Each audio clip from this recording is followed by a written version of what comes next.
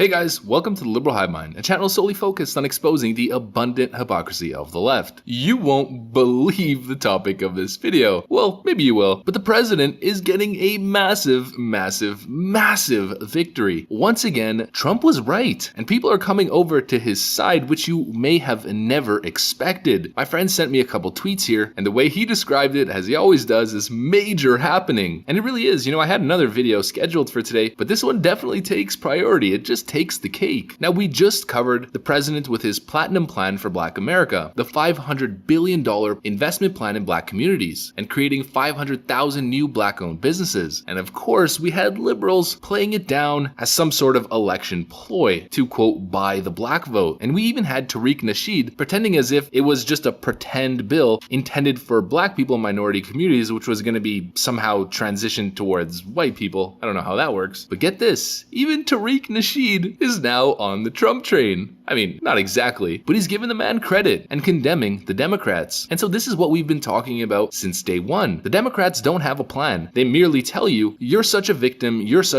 vote for us, but they never have any pragmatic solution to any of the problems. All they do is exacerbate the problems and make things worse. Where Republicans, and more specifically the president, if allowed to operate, if Nancy Pelosi and the Democrats didn't control the House, could you imagine everything that he could have done? And here we go, he's got another plan, pragmatic solutions to help bring prosperity towards the Black community. And their thought leaders are actually starting to come over and say, hey, maybe this is a good thing. I mean, for Pete's sakes, it's $500 billion.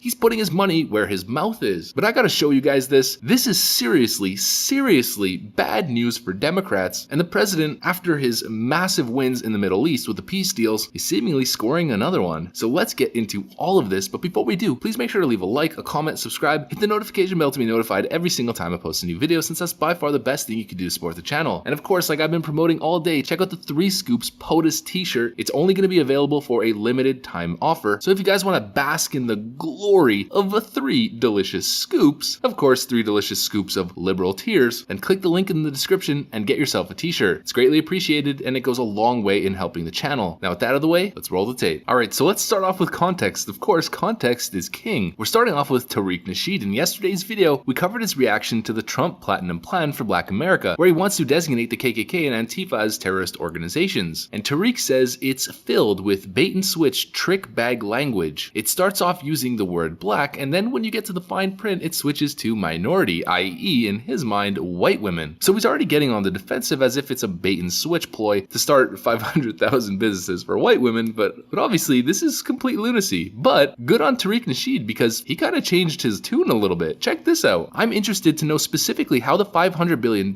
would be allocated to foundational Black American society. This sounds way more interesting than anything the Democrats are saying, because the Democrats already told Black people they aren't giving you anything. And man, when I read this, I just repeated exactly what my friend who sent me this said. Major happening. It's happening. The awakening, the enlightenment right before the election. Perfect timing. It's happening. Check this tweet over here from Mecca Jackson. Disclaimer, I'm not pro-Trump, but Trump just proposed a platinum plan for Black America to invest $500 billion in Black communities, creating 500,000 new Black-owned businesses, making Juneteenth a national holiday, and to prosecute KKK as a terrorist organization, etc. Why couldn't Obama or Biden? And oh boy, you guys see what I'm saying. Sorry to get too excited, but man, finally, people are seeing what we have been saying. The president is a man of his word, and frankly, he's a man of great honor in that sense. He tells you something and then he fights for it. And this guy says, disclaimer, I'm not pro-Trump. Well, a lot of people who support Trump don't necessarily like his braggadocious ways or some of his takes and find him to, of course, not be the perfect candidate. You don't have to be absolutely pro-Trump, but you should be honest. That's what's important. Be honest about what the president is doing, what he plans on doing, and give him credit where he deserves it. And man, does he deserve credit for this plan. And read the last line here. Why couldn't Obama or Biden? The president says very often, even Vernon Jones said the same thing, Donald Trump did more in 47 months than Joe Biden could do or did in a 47-year career. What has Biden done for you? What has Biden done for America, but more specifically the Black community, other than sign the 1994 crime bill and pander endlessly with no results? President is the complete opposite. He won't necessarily pander to you, but he will deliver results. He has, and he plans on doing so if he gets another 4-year mandate by the American people. And the president said it himself too. Listen to this. Joe Biden shipped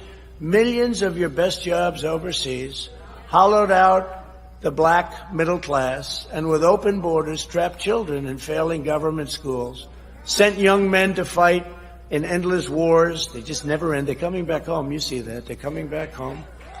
Many are already back.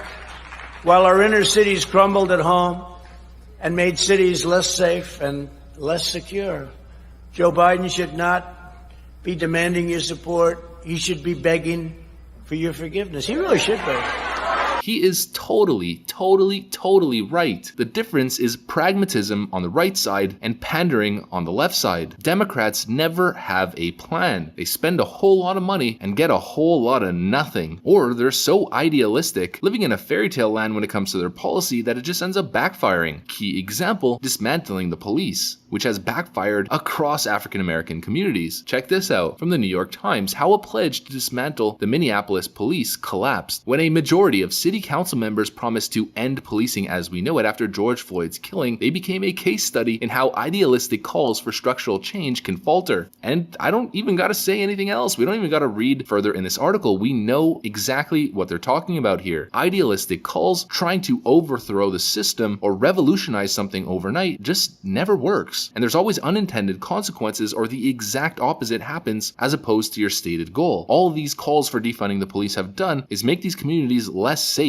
and hurt black communities, pushing businesses out and creating less job opportunity on top of the safety as well. It's the same thing when it comes to welfare. Welfare sounds nice, but it creates a level of dependency, and the way that it was implemented decades ago in America created an incentive for fatherless homes, which is a major catalyst for everything that we've seen, all of the bad stuff in these communities. And so the question is, who actually has a plan? And time again, we see the pragmatic solutions coming from the right side of politics. Regardless of whether or not you agree with everything, at the end of the day, you have to at least admit that. The president's not perfect, but at least he does something. At least he keeps his promises. Promises made, promises kept is a campaign slogan for a reason. And he's got a track record of doing exactly that. And speaking pragmatic solutions, actually having a plan for the black community, we've got Kim Klacik, who's running for Congress in Baltimore. And I'm not going to tell you what her plan is. She released a campaign ad which frankly didn't get nearly as many views as her first viral campaign ad, but this one has more substance to it. And check it out. I'll work with city leaders to get Baltimore's Solid Waste Bureau the resources it needs to take out the trash.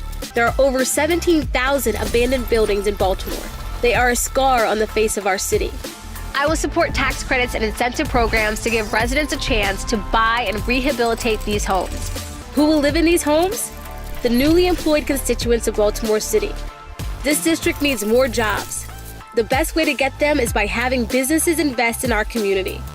The Tax Cuts and Jobs Act gives federal tax incentive to drive private investment into opportunity zones just like Baltimore. And like you guys see here, an actual concrete plan, school choice, opportunity zones, funding for business, community safety, you name it. A real plan for prosperity and change, not change as a campaign slogan leading to pretty much nothing but Obama phones. Think about it. The solution is never free stuff from the government. The solution is cultural, grassroots change, development from the ground up in creating safe and prosperous communities. It's pretty much that simple. Creating an environment where business can thrive, creating an environment where people can get educated, creating an environment with stable family structures, fathers and mothers with good paying jobs, taking care of their kids, sending their kids to good schools, to college, and fostering that environment for success. I mean, it's a no-brainer. And look what we saw in this video at the start, those tweets of people starting to come over to our side of seeing things. It's been happening for a while. We know based on all of the numbers that we've seen that black support, specifically black men, when it comes to President Trump has been skyrocketing. His approval rating is through the roof, at least in a historical context. And his approval rating in general is now at 45, headed towards 46 if he continues at this trend. Once those 43s at the bottom start getting pushed down, he's going to be at 46, maybe even headed to 47 if he keeps getting big numbers, which will match his absolute high during his presidency. And so the Democrats are panicking. I mean, the Democrats have been panicking. Why else would they be trying to pretty much step all over the Constitution, rewrite the rule book at every point in turn when things don't go their way? And once again, desperate Democrats now want to place term limits on Supreme Court justices. The only people who need term limits are career politicians in the House and in the Senate. But look, the narrative is shifting, and frankly, the Democrats do it to themselves. You know, they could easily just try to combat with the president by providing plans, solutions, acting like normal human beings, but instead all they do is attack,